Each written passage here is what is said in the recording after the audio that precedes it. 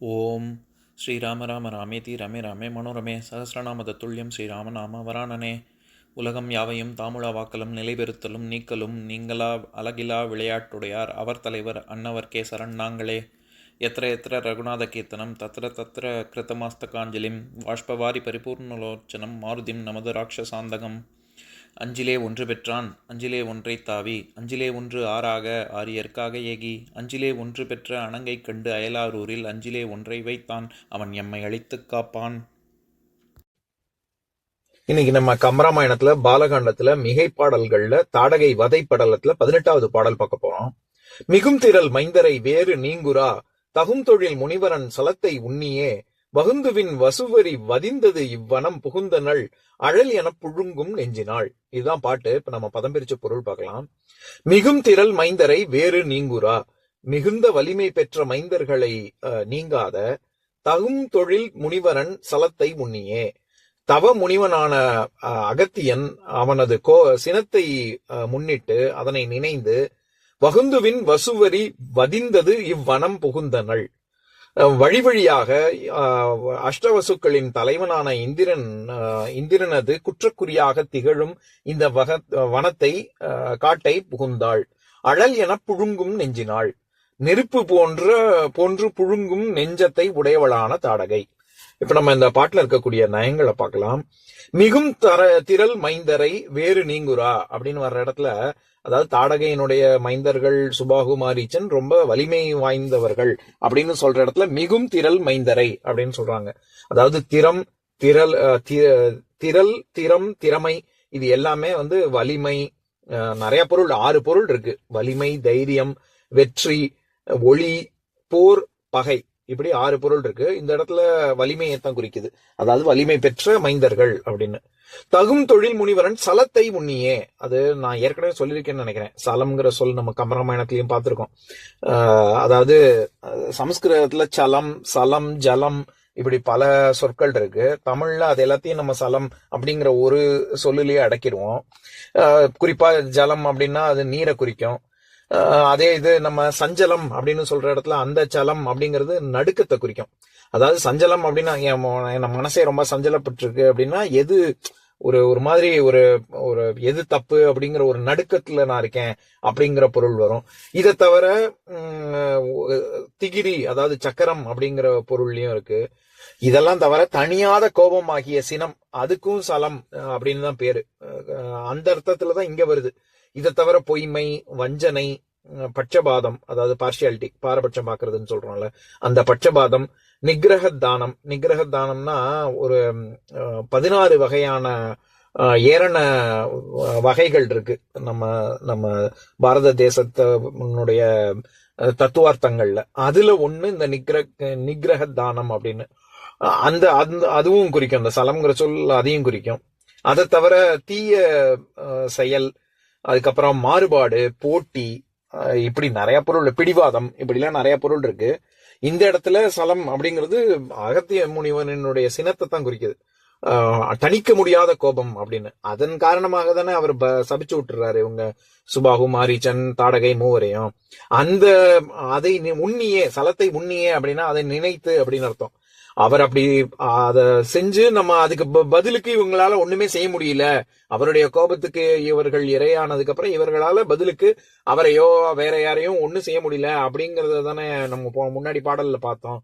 அதனால அதனை நினைந்து அவர்கள் இந்த வனத்தை அடைகிறார்கள் அப்படின்னு சொல்றாரு. வகுந்துவின் வசுவரி வதிந்தது இவ்வனம் அப்படின்னு. வகுந்து அப்படின்னா வழி வழியாக அப்படின்னு அர்த்தம். அதாவது நம் முன்னோர் வகுத்தது அப்படின்னு நம்ம சொல்றோமே, அப்படின்னா நம்ம முன்னோர்கள் இப்படி சொல்லி வச்சிருக்காங்க, அதன் வழி நம்ம நடக்கணும். அந்த வழியில், அந்த வகுந்து அப்படின்னா வழின்னு தான் அர்த்தம். சமஸ்கிருதத்துல கூட வகத்தி அப்படின்னா அந்த வழியா போறது அப்படின்னு அர்த்தம். நம்ம அதன் காரணமாக தான் நம்ம வாகனம் அப்படின்னே சொல்றோம். நம்ம வண்டி செல்லுகிறது இல்ல, அந்த வண்டிக்கே வாகனம்னு அதனாலதான் பேரு. அந்த எதுக்கு சொல்ல வரேன், அந்த மாதிரி இங்க வழி வழியாக வசுவரி வதிந்தது. வசுங்கிறது இங்க அஷ்ட வசுக்களை குறிக்குது. அரிங்கிற சொல் நம்ம ஏற்கனவே நிறைய தடவை பார்த்திருக்கோம் கம்பராமாயண பாடல்கள்லயே. பச்சை, பொன்னிறம், மரகதம், கொடுவேலி, சிவன், இந்திரன், யமன், காற்று, புகை, ஒளி, சூரியன், சந்திரன், அப்புறம் சிங்கம், குதிரை, குரங்கு, கிளி, தவளை, பாம்பு, இப்படி பல பொருள் இருக்கு. அதுல ஒண்ணு இந்திரனுடைய குலிசம், அதாவது அவனுடைய வஜ்ராயுதம், அதையும் குறிக்கும், இந்திரனையே குறிக்கும். அதனால இங்க வசுவரி அப்படின்னு சொன்னா அஷ்டவசுக்களின் தலைவனான இந்திரன், ஏன்னா அரிங்கிறதுக்கு தலைவன் ஒரு பொருள் இருக்கு. அதனாலதானே சிங்கம்ங்கிறதுக்கும் காட்டு ராஜா அப்படிங்கறதுனால தானே அரிமாங்கிறது சிங்கத்தை குறிக்குது. அதனால இந்த இடத்துல வசுவரி வதிந்தது அப்படின்னா இவன் இந்திரனுக்கு ஒரு குற்றக்குறியாக, அடடா இந்த இடத்துல மட்டும் ஒண்ணுமே செய்ய முடியலையே, இந்திரனுடைய ராஜ்யம் இந்த இடத்துல ஒண்ணும் பலிக்க மாட்டேங்குது அப்படின்னு சொல்லக்கூடிய விதத்தில் அமைந்த இவ்வனம் அப்படின்னு சொல்றாரு.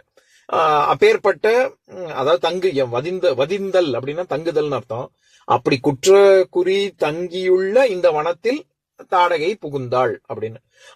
அவள் எப்பேற்பட்டவள் அப்படின்னா அழல் என புழுங்கும் நெஞ்சினாள். அழல் அப்படின்னா நெருப்புன்னு அர்த்தம். அதனாலதான் தழல், அழல், தழல் இது எல்லாமே நெருப்பு குறிக்கும்.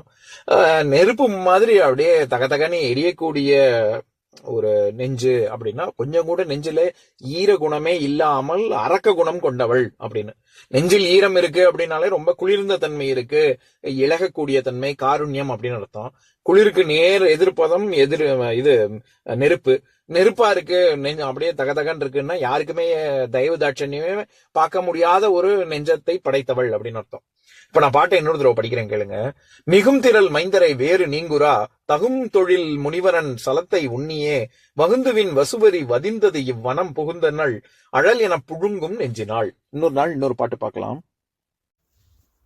ஓம் शान्ताकारं भुजगशयनं पद्मनाभं सुरेशं विश्वाधारं गगनसदृशं मेघवर्णं शुभाङ्गं लक्ष्मीकान्तं कमलनयनं योगिहृद्यानगम्यं वन्दे विष्णुं भवभयहरं सर्वलोकैकनाथम्. உம்பரோடு இம்பர்காரும் உலகம் ஓர் ஏழும் ஏழும் எம்பெருமான் என்று ஏத்தி இறைஞ்சி நின்று ஏவல் செய்ய தம்பியரோடும் தானும் தருமமும் தரணி காத்தான் அம்பரத்து அனந்தர் நீங்கி அயோத்தியில் வந்த வள்ளல். ஓம் பூர்ணமதः பூர்ணமிதம் பூர்ணாத் பூர்ணமுதஸ்யதே பூர்ணஸ்ய பூர்ணமாதாய பூர்ணமேவாவசிஷ்யதே. ஓம் சாந்தி சாந்தி சாந்திः. ஓம் சர்வேஷாம் ஸ்வஸ்திர்பவது சர்வேஷாம் சாந்திர்பவது சர்வேஷாம் பூர்ணம் பவது சர்வேஷாம் மங்களம் பவது. ஓம் சாந்தி சாந்தி சாந்திः. ஓம் சர்வே பவந்து சுகினः सर्वे सन्तु निरामयाः सर्वे भद्राणि पश्यन्तु मा कश्चित् दुःखभाग् भवेत्. ओम शांति शांति शांति.